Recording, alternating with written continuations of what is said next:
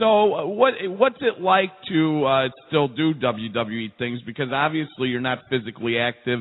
And by the way, God bless you for not being, because we know what's happened to so many wrestlers throughout the years who have been really injured, really banged up, and they just keep putting their bodies out on the line. And you were doing that for years. I mean, those ladder matches, those TLC matches, one of the questions we got from a listener, let me find it here, was basically he's asking, I mean, was it those TLC matches that really screwed up your back, you think?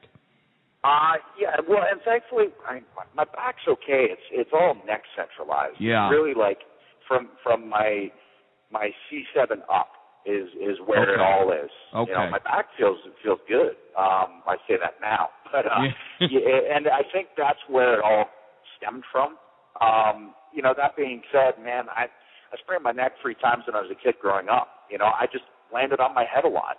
So for whether it was track and field or whether it was pretending to be Spider-Man or wiping out my BMX, I just ended up, you know, slamming into trees and things like that a lot. Like, you know, a lot of kids, it just ended up that I'd do it head first.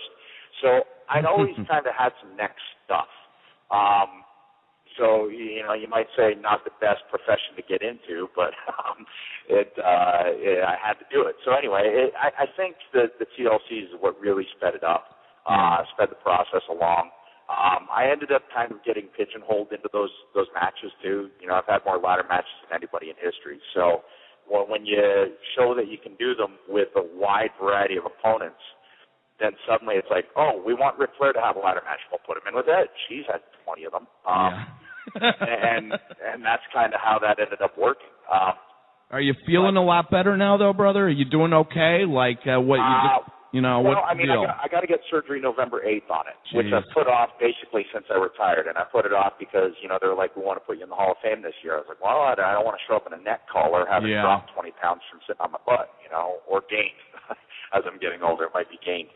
And I don't, you know, I wanted to do Haven. I wanted to make that commitment. So I kept putting the surgery off that, you know, the reason I had to retire is because, you know, they said you got stenosis. We got to clean out the pressure on your spinal cord. So I was like, okay, but maybe it'll feel better when I stop getting thrown around.